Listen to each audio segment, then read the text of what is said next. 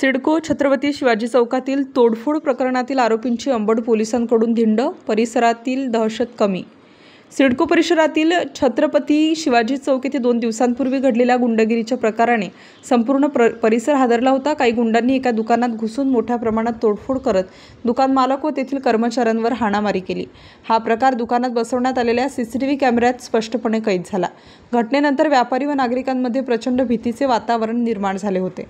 त्वरित पोलीस कारवाई घटनेची माहिती मिळताच अंबड पोलीस ठाण्याचे वरिष्ठ पोलीस निरीक्षक यांच्या मार्गदर्शनाखाली गुन्हे शोध पथकाने केवळ 1 तासाच्या आत आरोपीचा शोध लावून ताब्यात घेतलं।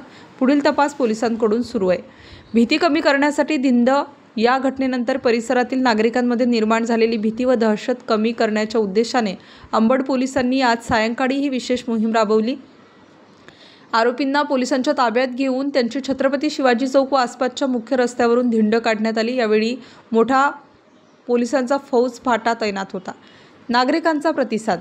दिंडी दरम्यान अनेक नागरिक व व्यापारी रस्त्यावर उतरून पोलिसांच्या या पावलाचे स्वागत त्यांनी केलं। या कारवाईमुळे परिसरात गुंडगिरी करणाऱ्यांना स्पष्ट संदेश दिला गेला आहे आणि नागरिकांचा आत्मविश्वास देखील वाढला आहे, असे एका स्थानिक व्यापाऱ्याने सांगितलं।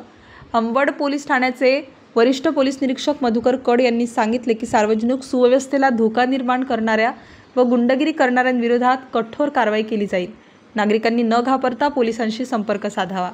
स्टार न्यूजसाठी मोहसिन पठाण, नाशिक।